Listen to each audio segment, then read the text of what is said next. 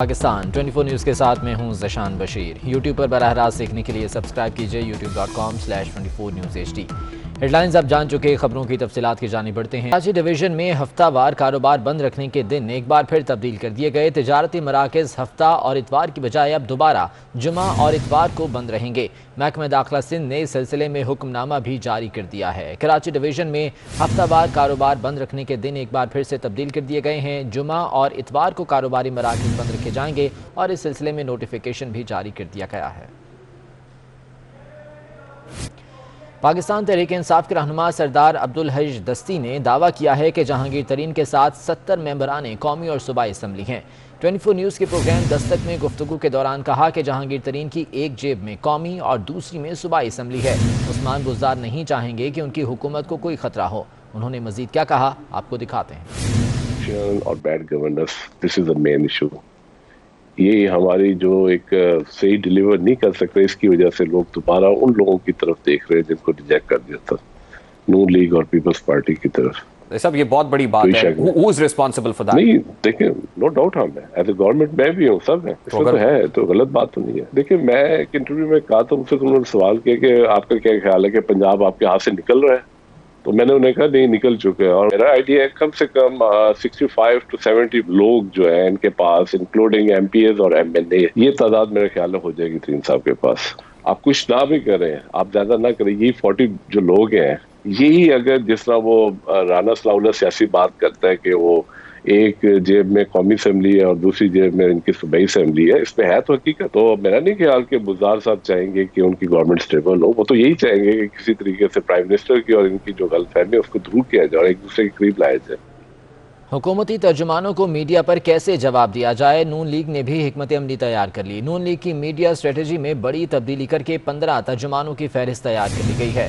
تفصیلات جان لیتے ہیں، اویس کیانی ہمارے ساتھ موجود ہیں۔ اویس بتائے گا نون لیگ کی جانب سے کیا تبدیلیاں کی گئی ہیں میڈیا اسٹریٹجی میں؟ جی، میڈیا اسٹریٹجی نون لیگ کی جو ہے بالکل تبدیل ہو چکی ہے، اور ہمارے ذرائع بتا رہے ہیں کہ لندن سے جو ہے اسحاق ڈار جو ہے وہ کافی ایکٹیو ہوئے ہیں، انہوں نے ہی یہ لسٹ مرتب کیا ہے۔ لیکن حیران کن طور پر جو لسٹ سامنے آئی ہے، اس میں جو مین جو نون لیگ کے جو اسپوکس پرسن ہیں وہ اس میں شامل نہیں ہیں، جسے نواز شریف اور مریم نواز کے جو ترجمان ہیں محمد زبیر، ان کا نام جو ہے اس میں شامل نہیں ہے۔ مفتاح اسماعیل، ہینا بٹ، طارق فضل چودھری، محسن شاہ نواز رانجھا، ان کو جو ہے اس میں ایڈ نہیں کیا گیا۔ لیکن سب سے حیران کن بات یہ ہے کہ حمزہ شہباز شریف جو ہے اب وہ ٹی وی ٹاک شوز میں جو ہے وہ نظر آئیں گے، کیونکہ ان کا نام بھی جو ہے ان 15 بندوں میں شامل ہے جو کہ میڈیا کو جو ہے وہ سرکولیٹ کی گئی ہے۔ اب جتنے بھی ٹاک شوز ہوں گے، پرائم ٹاک شوز ہوں گے، اس میں یہ 15 لوگ جو ہے نون لیگ کی ترجمانی کریں گے۔ ٹھیک ہے، بہت شکریہ اویس کیانی، تفصیلات سے آگاہ کر رہے تھے۔ کراچی کی بات کر لیتے ہیں، جہاں پر حلقہ N 249 میں ضمنی الیکشن 29 اپریل کو ہوگا۔ حلقے میں سیاسی گہما گہمی جاری ہے۔ اسی بارے میں مزید تفصیلات ہم جانیں گے ہمارے نمائندگان جو کہ مختلف مقامات پر موجود ہیں۔ پیپلز پارٹی کے الیکشن کیمپ سے ہمیں محمد کامران اپڈیٹ کریں گے، نون لیگ کے الیکشن کیمپ سے حسن عباس، جبکہ پی ٹی آئی اور دیگر پارٹیوں کے سیاسی صورتحال کی تفصیلات بتائیں گے اقتدار انور۔ کامران پہلے آپ کی جانب آئیں گے، بتائیے گا کیا صورتحال، کیا گہما گہمی آپ دیکھ رہے ہیں یہاں پر؟ جی بالکل، اس وقت ہم موجود ہیں حلقہ N 249 میں، جہاں پہ ملک کی اکثر جو سیاسی بڑی چھوٹی بڑی جماعتیں ہیں انہوں نے اپنا یہاں پہ امیدوار کھڑا کیا ہے۔ یہاں سے آزاد امیدوار کی ایک بڑی تعداد بھی یہاں سے اس الیکشن میں حصہ لے رہے ہیں۔ تمام سیاسی جماعتوں کی جانب سے بڑے چھوٹے جلسے کیے جا رہے ہیں، ریلیاں نکالی جا رہی ہیں، ڈور ٹو کمپین چلائی جا رہی ہے، جبکہ جو کارنر میٹنگز ہیں اس پہ زیادہ سے زیادہ زور دیا جا رہا ہے۔ اس وقت ہم موجود ہیں پاکستان پیپلز پارٹی کے امیدوار قادر خان مندوخیل کے ساتھ، ان سے جانتے ہیں کہ پیپلز پارٹی کی یہاں پہ کیا تیاریاں ہیں۔ الیکشن کے 2018 کے الیکشن سے لے کے اور شیڈول اناؤنس ہونے تک 2 ارب روپے کا کام میں ترقیاتی کرا چکا ہوں، جس میں جو دل کا اسپتال ہے جو سعید آباد میں ہے، یہاں سے 2 منٹ کے فاصلے پہ، وہ شامل نہیں ہے۔ 150 بستروں کا داؤد گوٹ میں اسپتال ہے، وہ شامل نہیں ہے۔ ہب ریور روڈ جو 1.5 ارب روپے کی، وہ شامل نہیں ہے۔ بلاول صاحب نے 34-35 یوسی کو 32 کروڑ کا پانی کا لائن دی، وہ شامل نہیں ہے۔ حلقے میں ہمارے مزید ساتھی رپورٹر بھی موجود ہیں، مزید تفصیلات ان سے جانتے ہیں۔ جی حسن، اوور ٹو یو حسن۔ جی شکریہ کامران۔ اس ٹائم ہم موجود ہیں نون لیگ کے دفتر میں، یہاں کے امیدوار جو ہیں مفتاح اسماعیل صاحب وہ ہمارے ساتھ موجود ہے، جاننے کی کوشش کرتے ہیں۔ مفتاح صاحب کیا دیکھ رہے ہیں، کس طرح کی پوزیشن ہے نون لیگ کی، یہاں پہ کس کے ساتھ مقابلہ دیکھ رہے ہیں ہمارے ساتھ؟ ہمارا مقابلہ تو مہنگائی سے ہے، ہمارا مقابلہ پانی کی غیر فراہمی سے ہے۔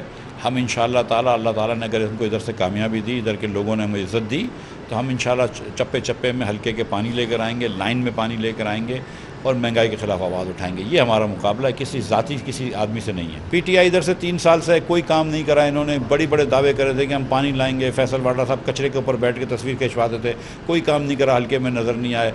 अब चलेंगे इक़्तिदार अनवर की जानिब जो कि हल्के में ही मौजूद हैं। जी इक़्तिदार। बहुत शुक्रिया आप दोनों का। जिस तरह हमारे साथियों ने आपको बताया कि हल्का 249 में इलेक्शन 29 अप्रैल को होने जा रहे हैं, तो 30 उम्मीदवार हैं जिनमें 12 का ताल्लुक सियासी जमातों से और 18 आजाद उम्मीदवार हैं। वक्त कम है, मुकाबला सख्त है। मजमूई तौर पर 276 पुलिस स्टेशन बनाए गए हैं और तमाम के तमाम पुलिस स्टेशन जो हैं या तो वो इंतहाई हसास हैं या फिर हसास बनाए गए हैं। 12 सियासी जमातें और 18 आजाद उम्मीदवार मुकाबले के लिए तैयार हैं 29 अप्रैल को। ठीक है, बहुत शुक्रिया। इक़्तिदार अनवर अपडेट कर रहे थे। हसन अब्बास और मोहम्मद कामरान हमारे साथ मौजूद थे। आप दोनों का भी बहुत शुक्रिया। वज़ीर आला सिंध मुराद अली शाह ने एक बार फिर मरदमशुमारी कराने का मुतालबा कर दिया। कहते हैं मुश्तरका मफादात कौंसिल में पहली बार फैसले किए गए, वोटिंग कराई गई। मरदमशुमारी से मुतालिक रेफरेंस पार्लिमान को भेज रहे हैं। सिंध असम्बली में 2 बिल और 1 करारदाद भी मंजूर कर ली गई।